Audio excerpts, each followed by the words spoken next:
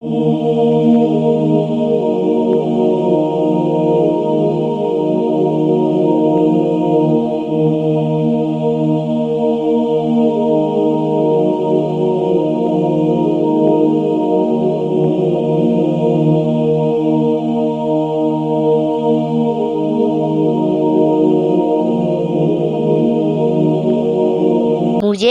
पढ़ने का बहुत शौक है। मैं पढ़ लिख कर डॉक्टर बनना चाहता हूँ और मैं अपने जैसे मजदूरों की इलाज करना चाहता हूँ। मजदूर बंदा हूँ, महंगाई ने लक तोड़िया होया जी। ते बच्चा मेरा पढ़दा, मैं उन्होंने कहना ना पढ़न जा, वो कहना मैं पढ़ना, मैनू पढ़ने का शौक है।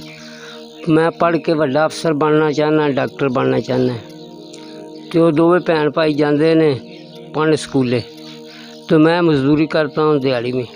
अपने बच्चे की मजदूरी को देखती हूँ तो मुझे बहुत दुख आता है। जब मेरे बच्चे को ख्वाहिश है पढ़ने की तो फिर मुझे बहुत जज्बा आता है, फिर मेरा दिल करता है मेरा बच्चा पढ़ के बड़ा अफसर बने।